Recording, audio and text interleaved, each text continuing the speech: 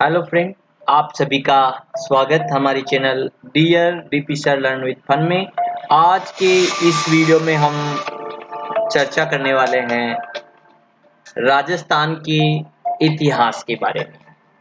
देखिए, इतिहास को जानने के स्रोत मुख्य रूप से दो भागों में हम बांट सकते हैं, पुरातात्विक स्रोत और साहित्यिक स्रोत।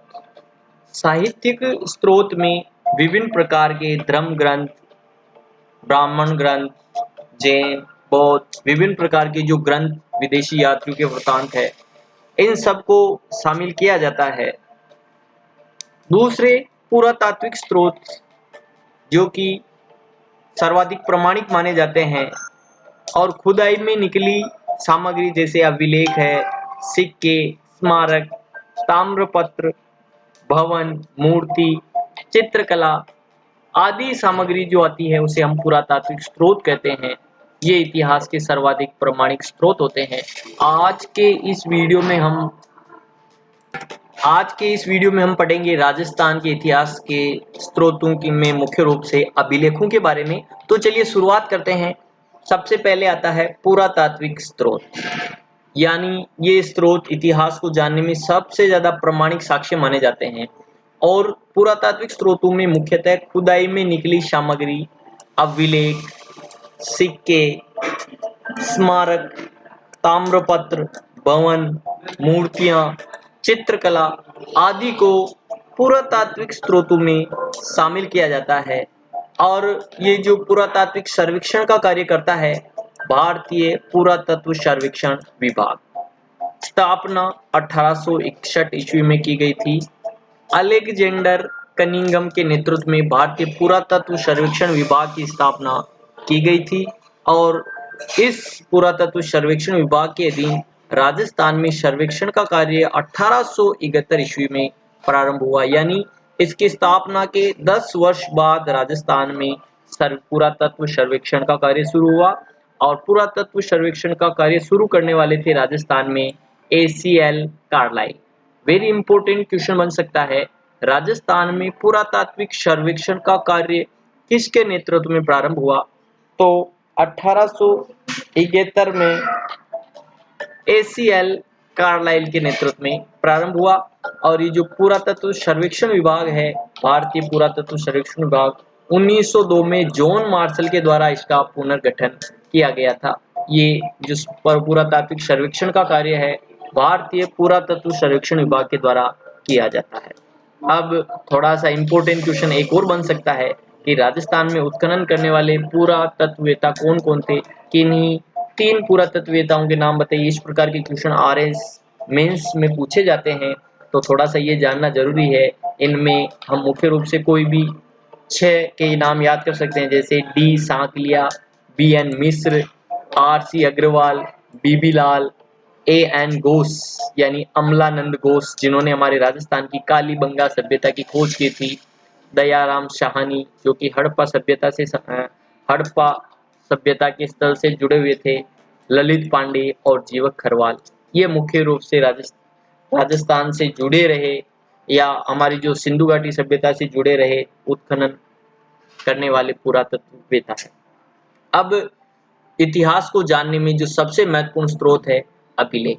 ये हमारा पूरा वीडियो अभिलेख पर ही केंद्रित है। इसमें राजस्थान के प्रमुख अभिलेखों के बारे में हम जानकारी करेंगे। सबसे पहले हम जानते हैं अभिलेख क्या होता है। अभिलेखों को शिलालेख के नाम से भी जानते हैं। ये मुख्य रूप से पत्थर अथवा धातु जैसी कठोर सतहों पर उत्कीर्ण किए जाते हैं। यानी पत्थर को खोदकर जो लेख लिखे जाते हैं उन्हें शिलालेख कहते हैं। पत्थर अथवा धातु जैसी कठोर धातु जो सतह होती है उस पर जो लेख लिखे जाते हैं उनको हम अभिलेख कहते हैं। और अभिलेख महत्वपूर्ण होते हैं क्योंकि ये तिथि युक्त होते हैं और समसामयिक होते हैं, यानी तत्कालीन समय में ये लिखे जाते हैं, जिसके कारण इनका उस समय घटित घटनाओं से संबंध होता है। और अभिलेखों का महत्व इसलिए भी है क्योंकि इनमें वंशावली, तिथियां, राजाओं की विजय, दान, उनकी उपाधियां, शासकीय नियम, आचार संहिता, विशेष घटना, उनसे जुड़ी कोई विशेष घटना के बारे में जानकारी इन अभिलेखों से हमें मिलती है जो तत्कालीन शासक से संबंधित होती है। अब बात करते हैं ये जो अभिलेख है इनकी प्रारंभिक भाषा थी संस्कृत। जो पहले अभिलेख लिखे जाते थे सबसे पहले संस्कृत भाषा में लिखे जाते थे, और इसके बाद मध्यकालीन अभिलेख जो कि संस्कृत, फारसी, उर्दू और राजस्थानी में लिखे गए। ये ध्यान रखिए कि प्रारंभिक अभिलेख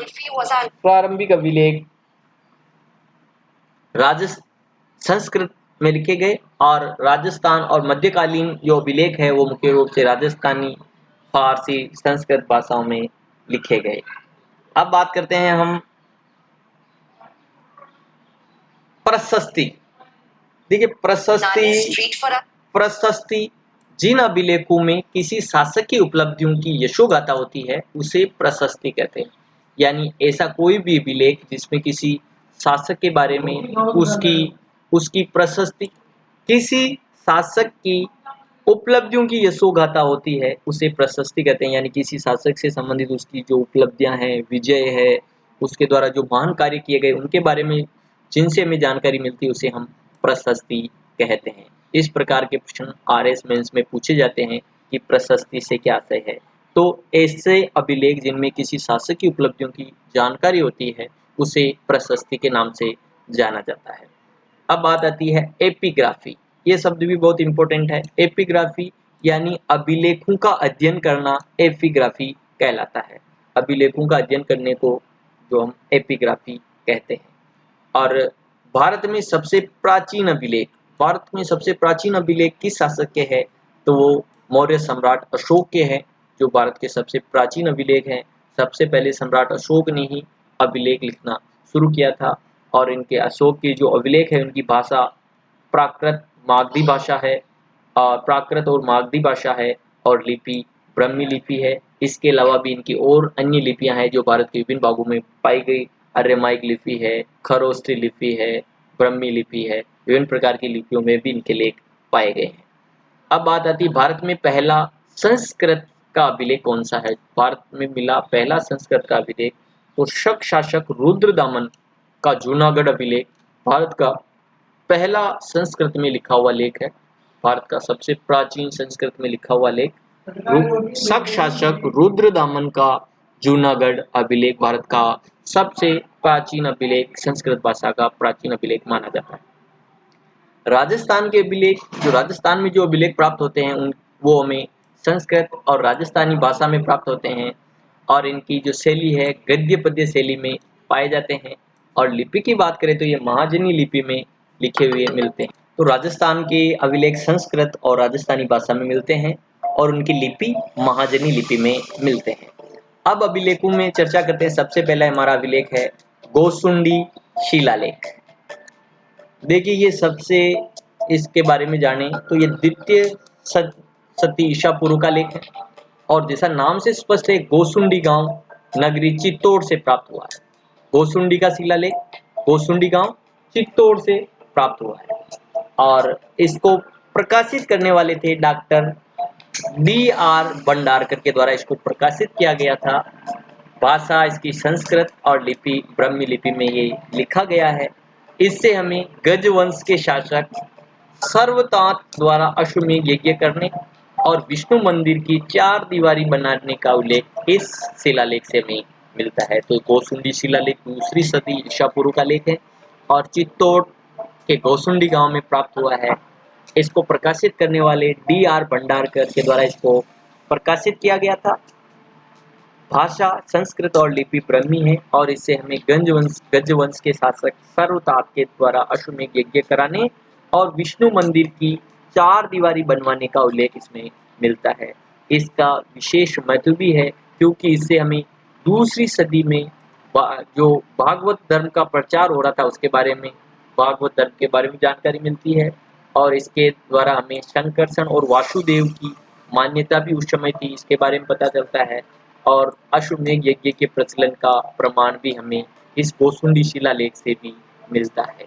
अब बात करते हैं मानमौर्य अभिलेख की। ये मानमौर्य अभिलेख 713 ईस्वी का है, और ये चित्तौड़गढ़ के पास मानसरोवर झील के तट पर कर्नल टोड को मिला। देखिए इंपोर्टेंट क्वेश्चन है, मानमौर्य शिलालेख या मानमौर्य अभिलेख किसको मिला था, तो ये चित्तौड़ के पास मानसरोवर झील के तट पर कर्नल टोड को मिला था।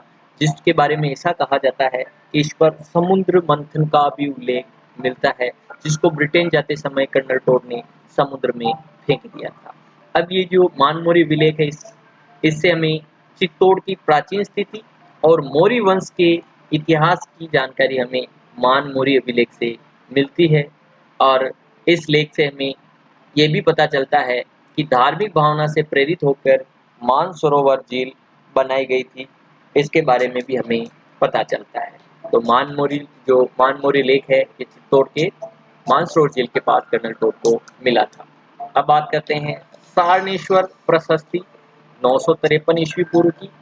ये सबसे पहले बात करते हैं ये कहाँ प्राप्त हुई। तो ये उदयपुर के शमशान के सारणेश्वर नामक शिवालय के पास प्राप्त हुई। सारणेश्वर जो शिव जी का मंदिर है, वहां पर उदयपुर में सारणेश्वर शिव मंदिर के पास शमशान के पास ये स्थित था। और इससे हमें वराह मंदिर की व्यवस्था, स्थानीय व्यापार, कर और शासकीय पदाधिकारियों के बारे में हमें सारणेश्वर प्रशस्ति से पता चलता है, जो कि हमें उदयपुर से प्राप्त हुआ है। और यहाँ पर एक विशेष बात ध्यान देने वाली है। गोपीनाथ शर्मा, इतिहासकार गोपीनाथ शर्मा की मान्यता है कि यह प्रशस्ति मूलतः उदयपुर के आहड़ गांव के वराह मंदिर में लगी हुई थी, लेकिन इसको बाद में वहां से हटा दिया गया था और अब ये वर्तमान में सारणेश्वर मंदिर उदयपुर में स्थित है। अब बात करते हैं हमारे अगले अभिलेख की। अगला हमारा अभिलेख है बिजोलिया अभिलेख। बिजोलिया अभिलेख बिजोलिया कस्बे के पार्श्वनाथ मंदिर परिसर के चट्टान पर उत्कीर्ण है। ये बिजोलिया का जो शिलालेख है, बिजोलिया में पार्श्वनाथ मंदिर है, वहां पर एक चट्टान पे लिखा गया है और इसकी भाषा संस्कृत भाषा में लिखा गया और 13 पद्य इस अभिलेख में है। अब ये जो अभिलेख है बिजोलिया अभिलेख, इससे हमें चौहानों के इतिहास के बारे में जानकारी मिलती है। चौहानों का इतिहास जानने के लिए बिजोलिया शिलालेख महत्वपूर्ण है। इसमें चौहानों को विप्र श्रीवत्स गोत्रेभूत का उल्लेख मिलता है, यानी इसमें इसके अनुसार जो चौहान है उनको वत्स वत्स गोत्र का ब्राह्मण बताया गया है।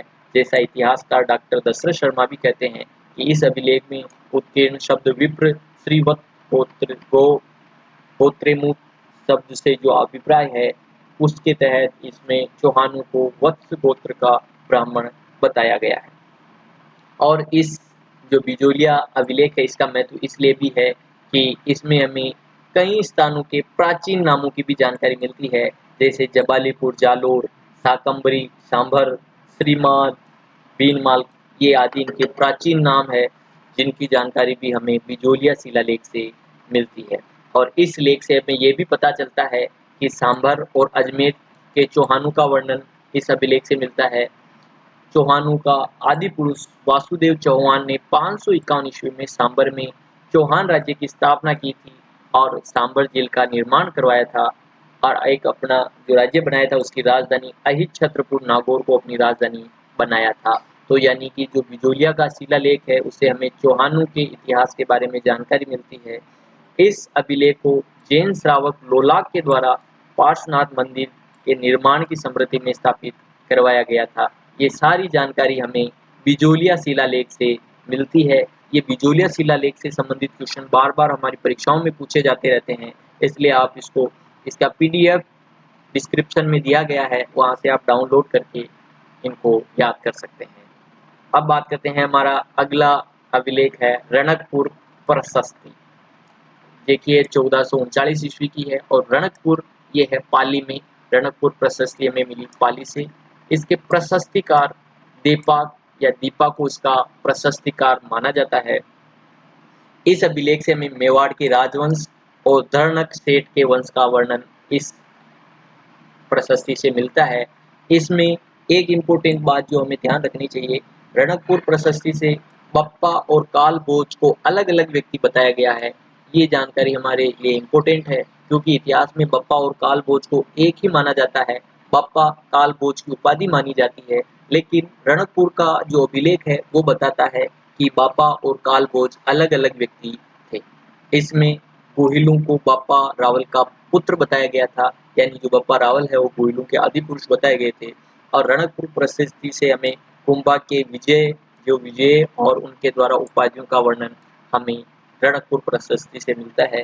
कुंभा के द्वारा जिन युद्धों में विजय प्राप्त की थी और जो जो उपाधियां धारण की गई थी, उन सब का वर्णन भी रणकपुर प्रशस्ति से मिलता है। इसमें लेख में नाणक यानी नाणा शब्द का प्रयोग मुद्रा के लिए किया गया था। ये इम्पोर्टेंट है कि रणकपुर प्रशस्ति के अनुसार नाणक क्या है, तो याद रहे नाणक मुद्रा के लिए प्रयुक्त हुआ है। अब बात करते हैं कीर्ति स्तंभ प्रशस्ति, जो कि 1460 ईसा पूर्व ईस्वी की है और ये चित्तौड़गढ़ का जो कीर्ति स्तंभ है वहां पर उत्कीर्ण की गई है। इसके प्रशस्तिकार महेश भट्ट इसके प्रशस्तिकार है और इसमें राणा कुंभा की के बारे में जिक्र किया गया। ये राणा कुंभा से संबंधित प्रशस्ति है। इसमें बापा से लेकर कुंभा तक कोहिलों की वंशावली और उपलब्धियों का वर्णन है और इसके साथ साथ इसमें कुंभा की उपाधियां और कुंभा के द्वारा रचित ग्रंथों का वर्णन भी हमें कीर्ति स्तंभ प्रशस्ति से मिलता है। इसमें हम जानते हैं कुंभा की विभिन्न प्रकार की उपाधियां महाराजा धीराज, अभिनव भट्टाचार्य, हिंदू सुल्तान, दान गुरु, छाप गुरु, सेठ गुरु, ये विभिन्न प्रकार की जो उपाधियां हैं इनके बारे में भी जानकारी हमें कीर्ति स्तंभ प्रशस्ति से मिलती है। और राणा कुंभा के द्वारा लिखे गए विभिन्न ग्रंथ जैसे चंडी शतक, संगीत राज, गीत गोविंद की टीका, इन सभी ग्रंथों के बारे में भी पता हमें कीर्ति स्तंभ प्रशस्ति से मिलता है। और इसके साथ साथ हमें कुंभा द्वारा मालवा और गुजरात की संयुक्त सेना को परास्त करने और चित्तौड़ के दुर्ग में विजय स्तंभ बनाने निर्माण का उल्लेख भी हमें कीर्ति स्तंभ प्रशस्ति से मिलता है। और ये इम्पोर्टेंट क्वेश्चन है कि कीर्ति स्तंभ के 179वें श्लोक से हमें इस बारे में पता चलता है, यानी विजय स्तंभ निर्माण का उल्लेख कीर्ति स्तंभ प्रशस्ति के 179वें श्लोक से मिलता है। ये कीर्ति स्तंभ प्रशस्ति भी इम्पोर्टेंट है, इससे संबंधित भी क्वेश्चन हमारी परीक्षाओं में आते रहते हैं। अब बात करते हैं चीरवे का शिलालेख, 1273 ईस्वी का चीरवे का शिलालेख। देखिए चीरवा उदयपुर गांव के एक मंदिर से ये चीरवे का शिलालेख प्राप्त हुआ है। चीरवा उदयपुर का एक गांव है जहां से हमें ये शिलालेख मिलता है। ये चीरवे का शिलालेख संस्कृत भाषा में लिखा गया है और इसमें 51 श्लोक है। इस लेख से हमें पता चलता है कि इसका प्रशस्तिकार रत्नप्रभ सूरी और लेखक पार्श्वचंद और शिल्पी देलहन का बोध होता है। इससे पता चलता है कि इस लेख का प्रशस्तिकार रत्नप्रभ सूरी था, लेखक पार्श्वचंद्र और शिल्पी देलहन के बारे में हमें चीरवे के शिलालेख से पता चलता है। और इससे हमें गोहिल वंशीय शासकों, यानी ये उदयपुर से संबंधित है तो गोहिलों के बारे में जानकारी मिलती है। इसके साथ साथ चीरवा गांव की स्थिति और वहां पर विष्णु मंदिर की स्थापना, शिव मंदिर के लिए भू अनुदान के बारे में भी जानकारी हमें चीरवे के शिलालेख से मिलती है। और इसके साथ साथ चीरवे शिलालेख से हमें गोचर भूमि, सती प्रथा, पाशुपत शैव धर्म की जानकारी भी हमें मिलती है जो उस समय प्रचलित थे। तो चीरवे का शिलालेख भी महत्वपूर्ण है। अब बात करते हैं कुंभलगढ़ प्रशस्ति। कुंभलगढ़ प्रशस्ति से संबंधित क्वेश्चन अक्सर आते रहते हैं, इसलिए इसके बारे में ध्यान से पढ़े। कुंभलगढ़ प्रशस्ति 1460 ईसा पूर्व की है और कुंभलगढ़ है राजसमंद में, तो ये हमें राजसमंद से प्राप्त होती है। कुंभलगढ़ में प्रशस्तिकार महेश इसके प्रशस्तिकार और इसमें गोहिल वंश का वर्णन मिलता है। एक इम्पोर्टेंट बात जो हमें ध्यान देने वाली है कि इसमें बप्पा रावल को विप्रवंशीय ब्राह्मण बताया गया है। वेरी इंपॉर्टेंट क्वेश्चन बनता है कि किस अभिलेख में बप्पा रावल को विप्रवंशी ब्राह्मण बताया गया है, तो वो कुंभलगढ़ का अभिलेख है। इसमें मेवाड़ के महाराणाओं की वंशावली दी गई है। इसके साथ साथ हमें दास्ता, वर्ण व्यवस्था, तपस्या, शिक्षा, यज्ञ और उस समय की तत्कालीन सामाजिक परिस्थिति के बारे में पता चलता है कुंभलगढ़ प्रशस्ति से। अब बात करते हैं जगन्नाथ राय की प्रशस्ति 1652, ये उदयपुर से प्राप्त होती है और इसके प्रशस्तिकार कृष्ण भट्ट को इसका प्रशस्तिकार माना जाता है। इसमें जैसा कि ये उदयपुर से प्राप्त हुई तो ये बापा रावल से लेकर जगत सिंह सिसोदिया तक गोहिल वंश का वर्णन मिलता है। इसके साथ साथ जगन्नाथ राय प्रशस्ति इसलिए भी इम्पोर्टेंट है क्योंकि इसमें हल्दी घाटी युद्ध का वर्णन प्राप्त होता है। इसके साथ साथ महाराणा जगत सिंह के द्वारा किए गए दान पुण्य का वर्णन मिलता है। और इसके जो जगन्नाथ प्रशस्ति है इसके रचयिता तेलंग ब्राह्मण कृष्ण भट्ट के बारे में जानकारी मिलती है। और इसके साथ साथ मंदिर जो जगन्नाथ राय मंदिर है उसके बारे का जो सूत्रधार था बाणा और उसका पुत्र मुकुंद के बारे में भी जानकारी हमें जगन्नाथ राय प्रशस्ति से मिलती है। अब बात करते हैं राय सिंह की प्रशस्ति के बारे में। राय सिंह प्रशस्ति, इसकी भाषा संस्कृत है और राय सिंह हम सब जानते हैं बीकानेर के राय सिंह से संबंधित है। तो इसमें बीकानेर दुर्ग के द्वार के पार्श्व में लगी हुई हमें प्राप्त हुई थी, तो ये बीकानेर से संबंधित है। और कहाँ पर मिली? बीकानेर दुर्ग के द्वार के पीछे लगी हुई मिली थी। और इसके प्रशस्तिकार जैन मुनि जेता, जेता को राय सिंह प्रशस्ति का प्रशस्तिकार माना जाता है। और जैसा कि इसमें पता चलता है ये बीकानेर के आदि पुरुष बीका से लेकर राय सिंह तक के बीकानेर के शासकों की उपलब्धियों की जानकारी मिलती है। और इसके साथ साथ हमें ये मुख्य रूप से, जैसा कि नाम से स्पष्ट है, राय सिंह की प्रशस्ति, तो इसमें राय सिंह के बारे में विशेष उल्लेख मिलता है। राय सिंह की विजय और उनके साहित्य प्रेम का वर्णन भी हमें राय सिंह की प्रशस्ति से मिलता है। इस लेख के अनुसार बीकानेर दुर्ग का निर्माण राय सिंह के मंत्री करमचंद के द्वारा किया गया था। और ये हम सब जानते हैं बीकानेर दुर्ग लाल पत्थर से बना होने के कारण इसको लालगढ़ या जूनागढ़ के नाम से भी जाना जाता है। अब बात करते हैं राज सिंह प्रशस्ति की। तो राज सिंह प्रशस्ति ये 1676 ईस्वी में लिखी गई थी। इसकी भाषा संस्कृत, रचनाकार रणछोड़ भट्ट। याद रखें, राज सिंह प्रशस्ति के रचनाकार रणछोड़ भट्ट है। राय सिंह प्रशस्ति, यहाँ कंफ्यूज नहीं हो, राय सिंह प्रशस्ति के रचनाकार जेता है और राज सिंह प्रशस्ति के रचनाकार रणछोड़ भट्ट है। ये संस्कृत में लिखा गया और इसकी कुछ पंक्तियां हिंदी में भी मिलती है। इसमें 1676 ईस्वी में राज सिंह सिसोदिया के समय इसको राजसमंद झील की 9 चौकी पाल पर 25 शिलाओं पर इसको उत्कीर्ण किया गया था। और ये विश्व की सबसे बड़ी प्रशस्ति मानी जाती है, जिसे हम राज प्रशस्ति के नाम से जानते हैं। इसके साथ इसमें हमें अमर सिंह के द्वारा की गई मुगल मेवाड़ संधि का वर्णन भी हमें राज प्रशस्ति से मिलता है। और इसमें राज प्रशस्ति में राजसमंद झील के बारे में भी जानकारी मिलती है। लेख के अनुसार राजसमंद झील का निर्माण अकाल राहत कार्य के तहत राज सिंह के द्वारा करवाया गया था। और इसके साथ साथ हमें झील के काम के लिए नियुक्त निरीक्षकों और मुख्य शिल्पियों के बारे में भी जानकारी हमें राज प्रशस्ति से मिलती है। अब बात करते हैं विराट नगर अभिलेख की। तो ये जैसा कि विराट नगर जयपुर में है, तो इसे हमें जयपुर से प्राप्त होता है। और इसमें मौर्य सम्राट अशोक के 2 अभिलेख मिलते हैं, एक तो बाबरू शिला फलक लेख और दूसरा विराट अभिलेख लेख। ये मिलते हैं कैप्टन बर्ड को प्राप्त हुए थे विराट नगर में बीजक की पहाड़ी से। ये कैप्टन बर्ड को प्राप्त हुए थे। और इसमें मुख्य रूप से मौर्य सम्राट अशोक के बारे में जानकारी मिलती है। और ये वर्तमान में कलकत्ता के संग्रहालय में सुरक्षित है। इससे हमें पता चलता है कि मौर्य सम्राट अशोक बौद्ध धर्म को मानते थे और उनकी बुद्ध, संघ और धम्म में आस्था थी, जिन्हें हम बौद्ध धर्म के त्रिरत्न कहते हैं। बुद्ध, संघ और धम्म में उनकी आस्था थी। इसका उल्लेख भी हमें विराट अभिलेख से मिलता है। अब बात करते हैं गटियाला शिलालेख की। तो ये गटियाला शिलालेख जोधपुर से प्राप्त होता है और इससे हमें कुक्कुट परिहार के बारे में जानकारी मिलती है। इसमें मग जाति के 7 द्वीपीय ब्राह्मणों का वर्णन मिलता है, जो ओसवालों के आश्रित रहकर जीवन यापन करते थे, जिन्हें सेवक के नाम से भी जाना जाता है। इस अभिलेख, गटियाला अभिलेख का महत्व इसलिए भी है कि इससे हमें तत्कालीन वर्ण व्यवस्था की जानकारी मिलती है। अब बात करते हैं श्रृंगी ऋषि का शिलालेख। ये बहुत इंपॉर्टेंट है। श्रृंगी ऋषि शिलालेख ये 1428 ईस्वी में प्राप्त होता है। इसमें एकलिंग जी के निकट श्रृंगी ऋषि नामक स्थान से ये खंडित अवस्था में प्राप्त हुआ। इसके रचनाकार थे कविराज वाणी विलास योगेश्वर को इसका रचनाकार माना जाता है। एक श्रृंगी ऋषि का शिलालेख है, कविराज वाणी विलास योगेश्वर इसके रचनाकार माने जाते हैं। और इससे हमें हमीर ने भीलों से युद्ध करके भील राजा जैत्र को पराजित किया था उसका उल्लेख मिलता है।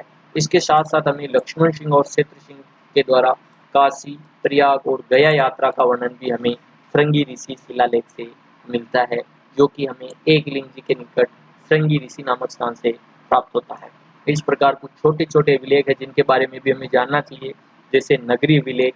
ये जैसा कि नगरी आप सबको पता चित्तौड़ का प्राचीन नाम था, तो ये चित्तौड़गढ़ में प्राप्त हुआ और इससे विष्णु पूजा की जानकारी मिलती है। सचिया माता अभिलेख होशिया से प्राप्त होता है इससे मारवाड़ की राजनीतिक स्थिति, कलहन और कीर्तिपाल के बारे में भी जानकारी मिलती है। कर्णसावा अभिलेख ये 738 ईस्वी का कोटा से प्राप्त होता है और इससे हमें मौर्य वंशी राजा धवल का वर्णन इससे प्राप्त होता है। याद रखिए, राजस्थान में मौर्य वंश से संबंधित 3 अभिलेख प्राप्त होते हैं। एक तो बेराट नगर का बेराट अभिलेख, और इसके साथ साथ कर्णसवा कोटा का अभिलेख, और इसके साथ ही चित्तौड़ का मान मौर्य का अभिलेख। ये तीनों अभिलेख मौर्य वंश से संबंधित राजाओं के माने जाते हैं। उसमें मान मौर्य का उल्लेख आता है। मुख्य रूप से कोटा और बेराट अभिलेख ही मौर्यवंशी राजाओं से संबंधित माने जाते हैं। मंडोर अभिलेख ये जोधपुर से प्राप्त होता है और इससे गुर्जर नरेश बाऊ के बारे में जानकारी मिलती है। इसके साथ साथ इसमें गुर्जर प्रतिहारों की वंशावली, विष्णु और शिव पूजा का उल्लेख भी हमें मंडोर अभिलेख से मिलता है। इसी प्रकार प्रतापगढ़ अभिलेख ये प्रतापगढ़ से प्राप्त होता है और इसमें गुर्जर प्रतिहार नरेश महेंद्र पाल की उपलब्धियों के बारे में जानकारी मिलती है। अब बात करते हैं, अगला अभिलेख है बरबत का लेख, जो कि 1613-14 ईस्वी का है।